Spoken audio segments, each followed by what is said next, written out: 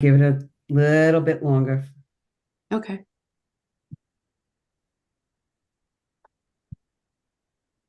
Let me shut this off.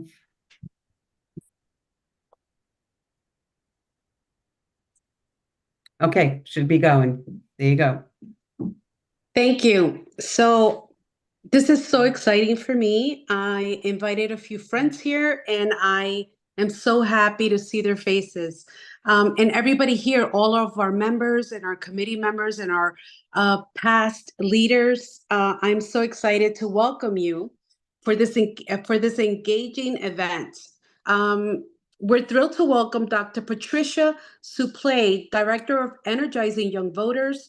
Dr. Supplee has extended experience as a retired educator and administrator, having taught across all levels and held roles in curriculum development and scholarship leadership. In tonight's interactive session, Dr. Supplee will guide us through the importance of local elections and help us understand how informed voting can impact our communities. Get ready to engage and learn how to make a difference in the upcoming elections.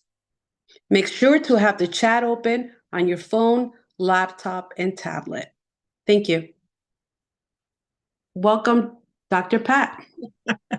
Thank you, Maria. And thank you for all of the coaching and the help that you've given me ahead of time. It's wonderful to see all the faces here. There are so many of you that I already know. So I'm glad to have the chance to actually share with you one of the lessons that we have in our Energizing Young Voters suite of lessons. I will share my screen and we're going to walk through the lesson. Some of you have actually taught this lesson, but you've taught the presidential version. And tonight we're going to use the local elections version of it, because even in this election, we're going to be selecting local candidates. So give me just a second. I want to give credit first to Lisa K. Solomon. She's a professor at the Stanford School of Design, and it was her original lesson. Vote by Design was for presidential elections. She's given us permission to use it and to modify it for the different election types that come up. So tonight, as I said, we're going to talk about the job of local representatives. How do we select those people that are going to do the best job? And very often we talk about the role in kind of esoteric terms. We are abstract and academic. We say, oh, this person does this and this person does that. But it's not, we haven't really drilled down to see exactly what that job is. What kind of job description does it have? So today's experience is going to be about helping you and me gain a better understanding of just exactly what those jobs are and what matters to you personally when you think about the person that you wish to vote for. So let's take a look. What actually is the job? We're going to have a poll first and see where we stand at this particular time. So Maria was going to put the poll into the chat for me, and I want to see my chat too. So give me a second, please. Hopefully I can see that. Yes. Okay. All right. So the poll, when you open it, should look like this. So there are 3 questions and 4 possible answers for each one. So the first one is, how well do you think you understand the job of the elected official that we're going to be talking about today? If you hover your cursor over it, you can click one or the other. You only get a choice of one to answer that question. And then you can go down to the second one and you'll also make a choice. No one will see your answers but you. So you can fill it in for yourself.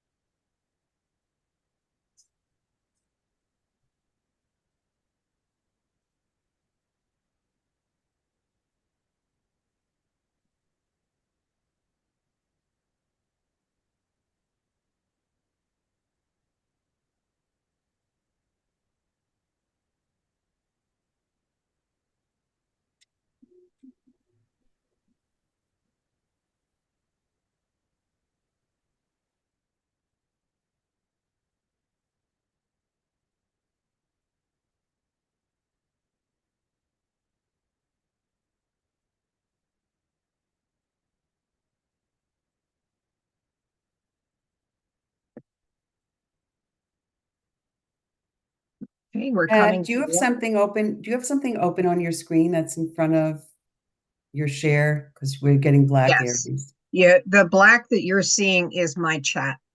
Okay, and you can't move that. Okay, just want to I check. can move it this much. Does that help? It doesn't matter. It's not covering these questions. Okay. The questions are open, but I can't click on anything. It's not clicking. If you hover your cursor over the answer, you can't click on the answer and a dot will fill in. No, it's not clicking. Beth, you have to go and click the link. Beth, you have to Thank click the link that's in the chat. You can't do it on the screen. That's Right. just showing it. I Thank just you, put it Barbara. back in there Do it again in the link on the. in the chat. Click the link in the chat. Okay. And then you have your own private form that comes up. Please click on that link and add your answers. All right. Okay. Okay. All right. We have almost everyone. So I'm going to show you what the overall responses were. So within this group, it looks like we're pretty evenly divided, that some people are really well all the way down to not so much and maybe not at all. In terms of how we make decisions, there's pretty much common decision making there, mostly on policy. And when we talk about having clarity, most of you have quite a lot. Some have full, some have not so much. Okay, at the end of tonight, I'm going to ask you to think back to what your answers were on this particular poll, because I would like to know if your thinking has changed in any way because you participated. Okay, but let me go back.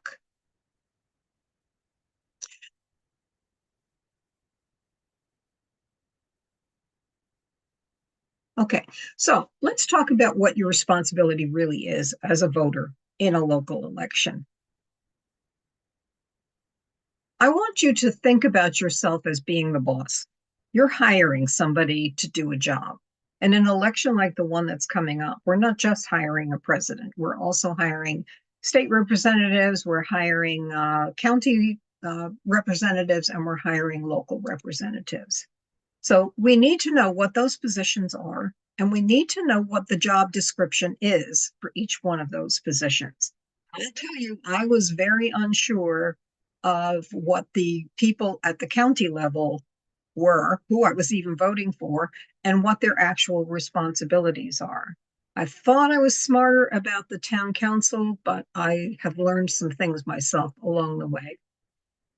Once we know what the job descriptions are for those positions, then we need to think about what the main qualifications are that someone needs to do that job well. So it's going to be very different if you are electing a Board of Education member than if you're hiring a state senator. You really need to think about that specific job and what skills that person needs to do that job well, because you're the boss and those people are going to work for you. Now, where does the town get the authority, or where does the county get the authority to carry out their jobs? And this is just a little background. The only way a town is formed is if the state gives it permission to do that. The state grants that authority, and the laws governing the towns are found both in the state constitution and in New Jersey law. And that applies to who works in the county and what jobs there are at the municipal level. So let's look at county representatives first. And Maria, would you put the link for the what do county commissioners do all day in the chat, people? That form, I'm going to show it to you. This is a very interesting description of what commissioners' jobs actually are and what they will be doing all day. So when you're voting for a commissioner, read through this and see for yourself what's actually involved in that job. But at the county level, we're not just voting for commissioners who really have two different functions. They almost work like the executive branch and the legislative branch together. one person is appointed as the head of a particular department or a group of departments, and they serve both functions in that. So that's one of the positions that we vote for. Think about what skills you might need to be able to run a particular department or group of departments on the county level. Another person that we vote for is the surrogate, who's like a judge.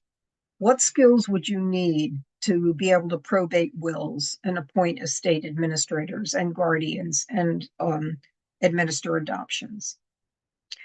Think about the county clerk. I think most of us are a little bit more familiar with that job now after all of the difficulties with elections, but that person has a really important job. Supervising the elections, making sure that everybody who wants to be a candidate fulfills all of the requirements that are needed in order to get on the ballot, filing and keeping important records and issuing passports. So again, what might you need? What skill, what personal qualities might you need to be able to do that job well? And then finally, there's the sheriff. And that person oversees courthouse and jail security, transports prisoners, disposes of property, and patrols county parks and forests, oversees all of those things. That's certainly a different job than the commissioner's job. So think about those. Qualifications are pretty blah. They're what you might expect. The residency requirements vary, but generally you have to live in the county in which you are serving. There are a lot of legal documents to file. You have to be 21 and you can't be convicted of any crimes. And the qualifications at the local level are similar, but they do vary from town to town. So that's your county representatives. Keep those in mind. But let's focus more closely on local representatives, your town council or city council or your mayor. The responsibilities that those people have fall into these categories. And if you look at them, they're pretty broad. If you're going to be creating a budget and striking a tax rate, what might you need to be able to do that well? If you're responding to constituent requests and ensuring that residents are treated fairly, what kind of personal qualities might you need to be able to do that well? And if you're going to be approving zoning laws, if you're going to be responsible for the police department, what do you need? As I said, the qualifications are simple. Now, I'm going to ask you to put some things in the chat. What I would like you to do is to pick one of these things, one of the responsibilities. And I'm going to take taxes as an example. In my chat, if I'm thinking about that part of the job, I would like someone who is financially literate, who understands what a township's budget should include and what the needs of the town are. So you can pick taxes or you can pick one of the other ones, but please write in the chat one skill that you think someone needs to be able to do that job well. And I'm going to expand my chat so I can see it.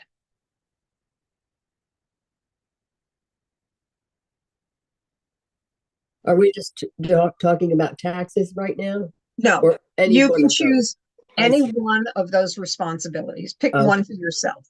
Okay, whoops. I don't know what happened to my, Your chat.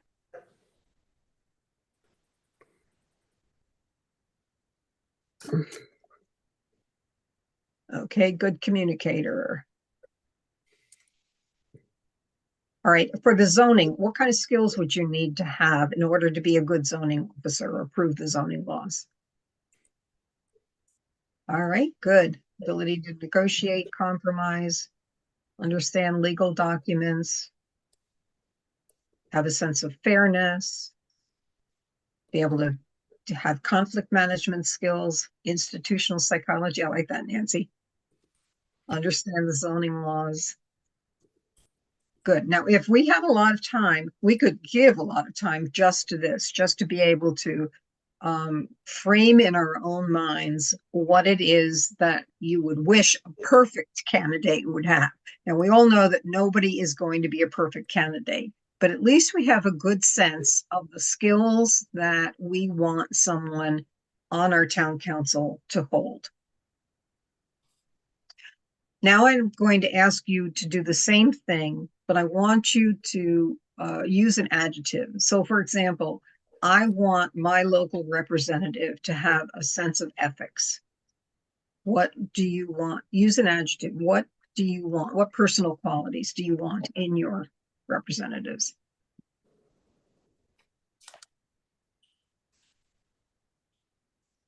Ethics. Nonpartisanship, honest, even-tempered, integrity, communicator, honesty.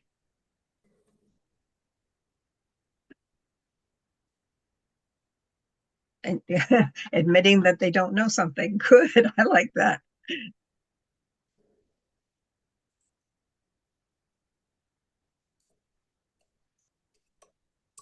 Embrace and understand diversity. Okay, good. Okay. Maybe you chose something like inspiring or innovative or fair. A lot of you chose honest. Empathetic is another one that comes up. Analytical, decisive, all of those things. It really doesn't matter what you chose, as long as you recognize that that's what you really want to see in somebody. Because too often we look first at who the candidates are that are running without reflecting for ourselves what is important to us. What do we think is essential to have in a candidate? And then once we have a good picture of those things, then we can imagine the kind of person who would be the ideal leader. And then we can look for the person who is most like that among the candidates that are running. Someone said to me the other day, you know, an election is not, you're not looking for your Valentine, you're playing a chess game. You want the one who is going to be the best match. Okay, we're going to give you an activity and you're going to have a worksheet. Maria, again, would you put that link in the chat, please? All right, so if you click on that, you should get to a sheet that looks like this. Now, this is a forced choice exercise, and it's to try to make you focus in on what is really critical to you. There are many other things we could have put on this, but the purpose is to get you to think about what's most essential to you. So if something's missing on that, you can fill in the other line. But what you need to do is to pick at the top section 3 previous experiences that you believe someone running for your town council absolutely should have. Then you're going to go to the next section and you're going to choose 5 leadership values or personal qualities that you believe someone running for a town council should have. And then finally, 3 personal attributes. So it's 3, 5, 3. Oh dear, I can't even get back to number 1. Oh, here we go. And again, this would be your personal form.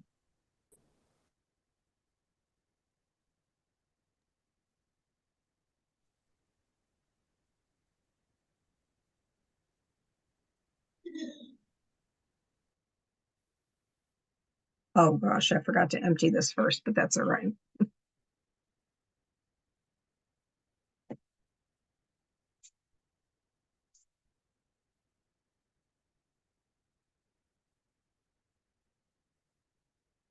All right, Judith, this one you're going to be filling in on the leadership qualities form. So you should have clicked on the link that's just above your response in the chat there.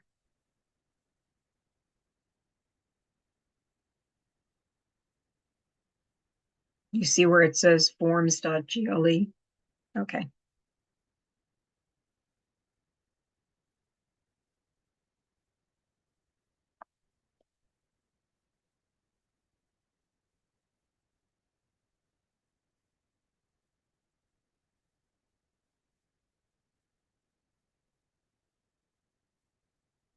I'm seeing that it mimics what we just taught the kids in school. Yes. Yeah, but Yes. I can't get this to move. Did you click on the link that's in the chat? I thought I did. Okay, this is Try for the again. I get. All right, so where the qualities, yeah. Yeah. Okay, see if you can click on them now.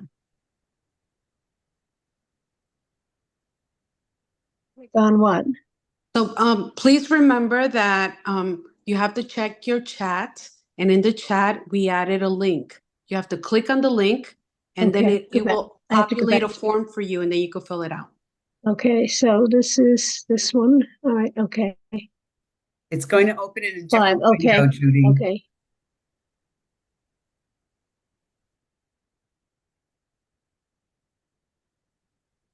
Okay.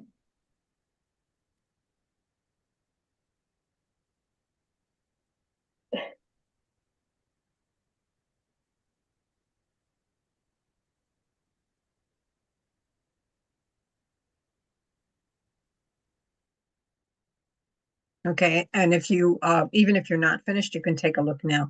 So overall, the group thinks previous governance experience is pretty important, which leaves the poor person running for office for the first time in a kind of a rough spot.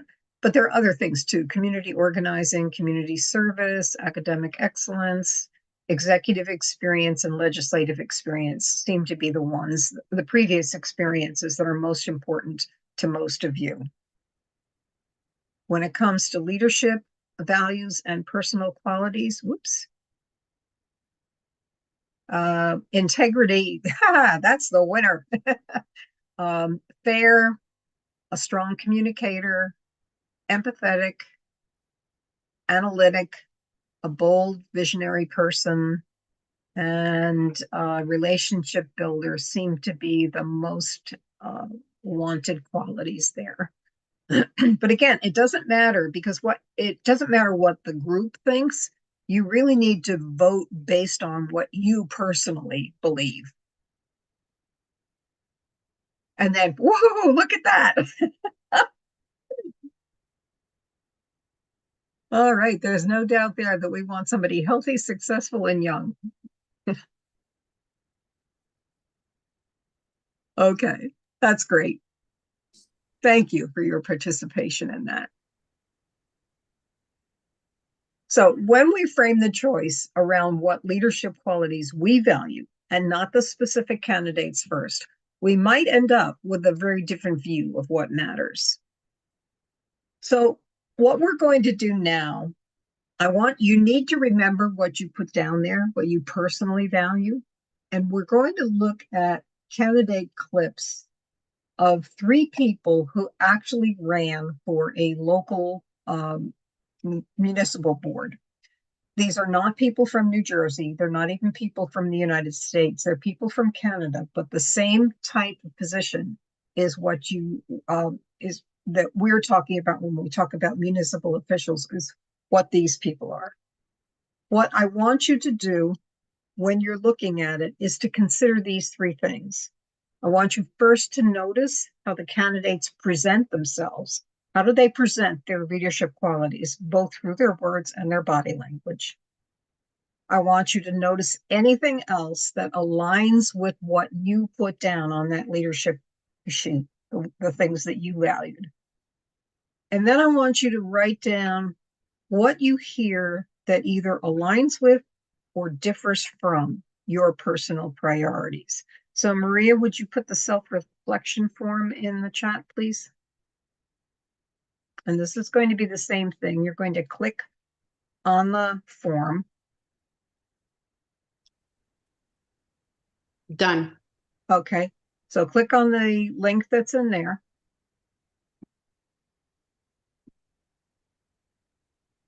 Oops, I'm going to go back and open that link up myself. And what you'll notice is those 3 questions that I just read. The 3 candidates that you're going to see are someone named Sean Devine, James Dean, and Michael Wood. And you'll see that I've put their initials down on the left-hand side. So when I watch the video clip of Sean Devine, I'm going to be writing something here and to answer this question, and then I'm going to go down here and I'm going to answer what did I hear that aligns or differs, and then I'm going to go down to the third one and I'm going to answer that. The second clip, you're going to go to the second set of initials because it's James Dean. So you do the same thing in each one, and then the same thing for Michael Wood. Okay, so I'm just going to eliminate. No, I'm not going to worry about that. Go away.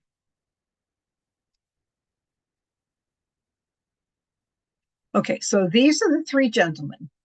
And by the way, you're not going to be asked to share personally anything about this. So please be, completely honest with yourself and don't worry if you're making spelling mistakes or anything like that. So the first person we're going to listen to is Sean Devine. Your name this time. Sean, you have 60 seconds here. Hi, my name's Sean Devine, and I'm running to be your next city councilor for Ward 9. I live in the ward in Trent Darlington with my wife and our 4 kids. I have a proven record as a leader in my community. I was as the president of the Trent Darlington Community Association when a tornado hit my neighborhood in 2018. I helped lead the local recovery effort. It was the most rewarding work I've ever done, working side by side with neighbors as we put our community back together. I'm running to be your councilor because I love our city, but there's a lot of work to be done. It's time we build houses based on the needs of families, not developers. It's time we built a world-class transit system that's reliable and affordable. As your councilor, I'll stand up for you and all communities to tackle our common problems, whether it's fighting for greater accountability at City Hall or making sure that our streets are safer from speeding cars. I will be a councilor that you can count on. Okay, you'll have about a minute, think through those questions and make some notes for yourself.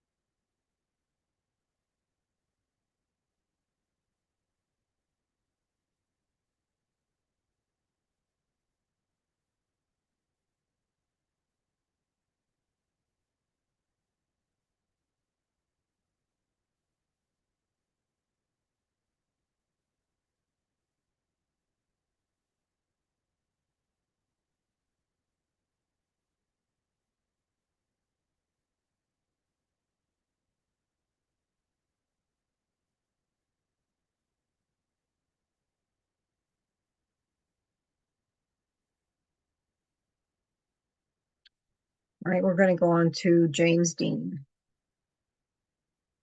My name is James Dean. I'm running for City Council in Knoxville, Maryville.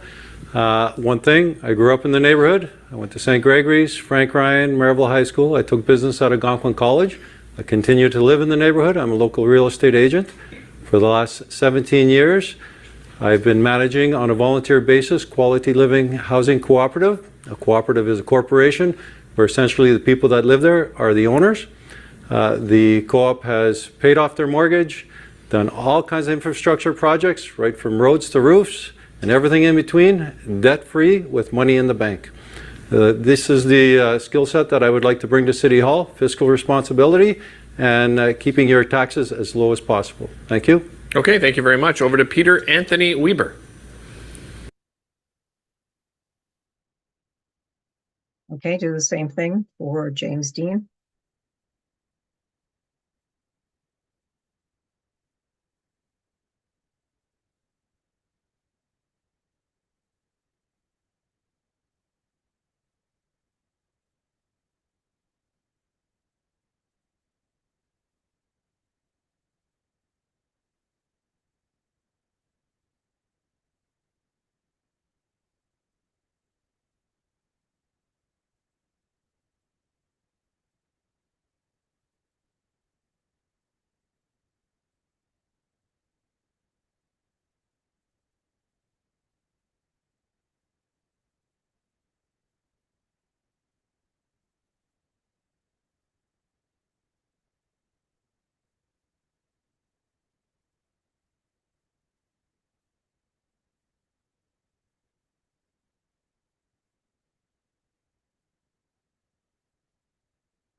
And then we'll do Michael Wood. With you. My name's Michael Wood, and over the past several weeks, I've had the pleasure of meeting many of you at your doors discussing issues. I grew up in Knoxdale, Maryville, and home is always where the heart is. Over the past 2.5 years, I was able to provide people, small business owners, a voice with the federal, provincial, and municipal governments. I brought hundreds of small business owners and people looking for assistance and resources before government officials. I've done this in a very nonpartisan way, which is what I plan to bring to City Hall, nonpartisan politics. The reason I've decided to run for City Council is because if COVID gave me anything positive, it was a passion to help people. And that's the only reason why I chose to run, was to help people and give you a voice at Ottawa City Hall. Okay, thank you very much, Michael. Over to you, James. Okay, and do the same thing for Michael.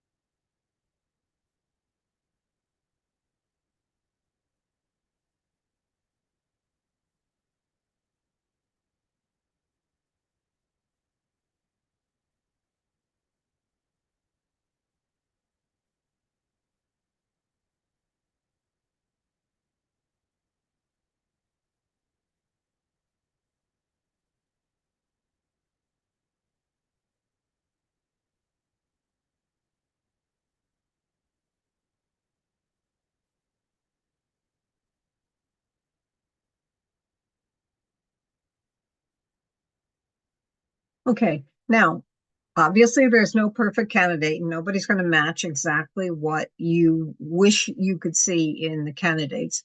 But for yourself, decide which one of those three people you would vote for based on what you put down on that paper, not on your emotional reaction to them when you listened to them speak.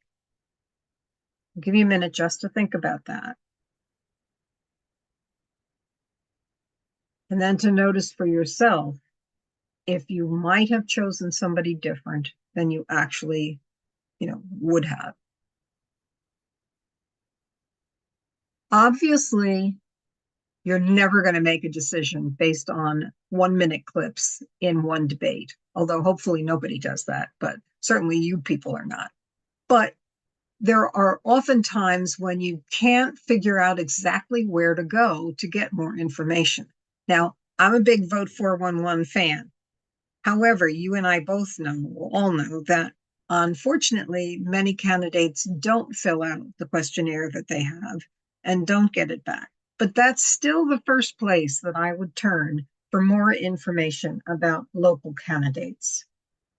Another place you can turn for not so local candidates is Ballotopedia. They don't generally go all the way down to local candidates, but they are nonpartisan as well.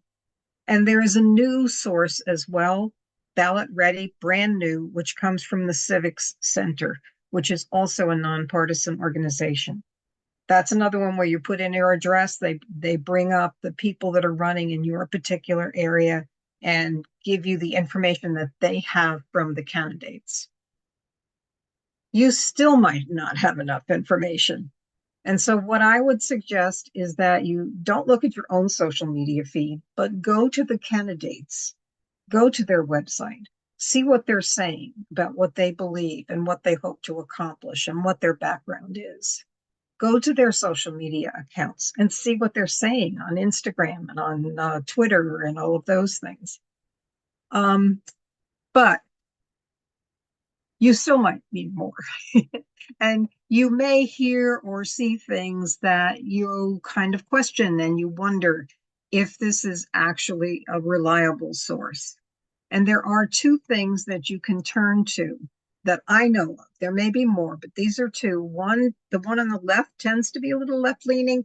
The one on the right tends to be a little right leaning, but generally their decisions about where sources belong are similar.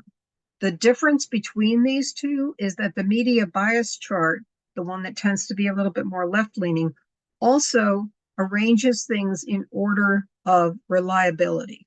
So this shows left leaning and right leaning, just like this does. But from top to bottom, you have the most reliable resources and the least reliable resources. Both of these things are free and you can get them online. Ad Fontes Media is the one on the left, and All Sides Media Bias Chart is the one on the right. So you can get those for yourselves and use them as a tool. I use them all the time. I go hear something and I go back. And of course, you can go to fact check sources, but pretty much those are only for national candidates.